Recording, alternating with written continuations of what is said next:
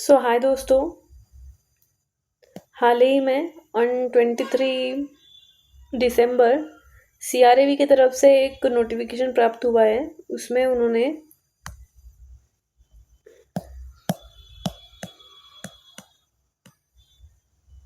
देखिए दोस्तों, this is to inform all the concern candidates that the Google form link earlier shared for the submission of the details related to the CRAV course for the academic year 2026-27 is not opening due to the technical issue.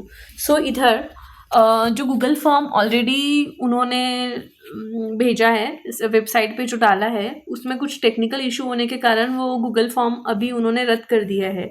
सो उसके वजह से अभी Excel sheet उन्होंने जारी किया है और Excel sheet में आपको पूरा इन्फॉर्मेशन फिल करना है। तो कौन से बात का ध्यान रखना है?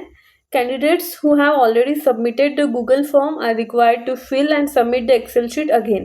तो जिन भी बच्चों ने गूगल फॉर्म ऑलरेडी फिल किया है उनको भी एक्सेल शीट सबमिट करना मैंडेटरी है, और जिन्होंने नहीं किया है अभी तक तो उनको तो करना ही है।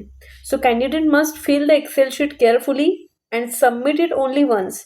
तो कैंडिडेट्स को एक्सेल शीट फिल करना है और उनको एक ही बार वहाँ पे सबमिट करना है। आप एक ही ईमेल से वहाँ पे सबमिट कर सकते हो, मल्टीपल ईमेल्स का वहाँ पे प्रयोग नहीं किया जाएगा। ओके, सो आपको वहाँ पे ईमेल सेंड करते टाइम में क्या लिखना है? सब्जेक्ट, ये बहुत मैंडेटरी है। एक subject CRAV course 2026-27 submission of the Excel sheet, ये आपको वहाँ पे एक सब्जेक्ट लिखना है। उसके बाद में while sending the Excel sheet candidate must mention their personal details clearly. तो वो एक्सेल शीट में अलग अलग कॉलम्स रहेंगे, name of the candidate, Aadhaar number, mobile number, your registration number, your registration year, everything you should fill correctly. और उसके बाद यहाँ पे एक्सेल शीट तुमको किधर भेजना है, तो उन्होंने एक यहाँ पे जीमेल भी दिया हुआ है, CRAV एप्लीकेशन फॉर्म 2026-27@gmail.com। इस पे ही आपको सबमिट करना है और ये सब्जेक्ट रहना चाहिए CRAV course 2026-27 submission of the Excel sheet. और अगर आपको रिगार्डिंग कोई भी क्वेरीज है तो आपने ये ईमेल पे ईमेल करना है और उनको कुछ भी इंस्ट्रक्शन कुछ रहेगी तो उनको बताना है। तो ये तो हो गया एक्सेल शीट के बारे में, और अभी चलते हैं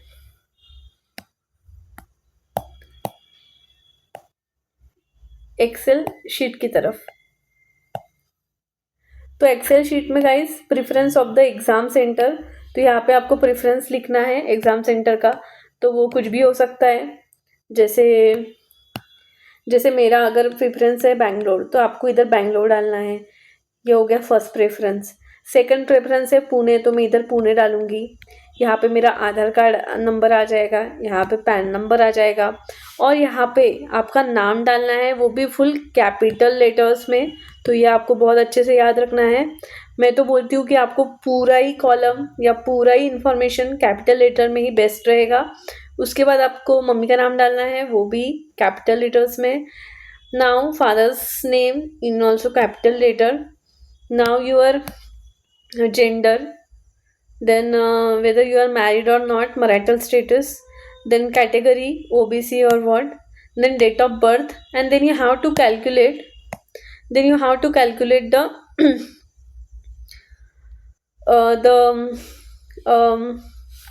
the current age according to the calendar. Then seeking age relaxation, then you should put definitely yes for that. If you are having the caste certificate and caste certificate non-creamy layer or something, then you should give that OBC category whether it is yes or not. Present address you should fill in capital letters, they are particularly they mention in capital letter, and permanent address also you should fill. Then email ID, then mobile number, then qualification, internship completion date, medical registration number. You have to fill everything here. Firstly you have to pay the amount, after that only you should fill this Excel sheet, because here we need the transaction number and transaction date.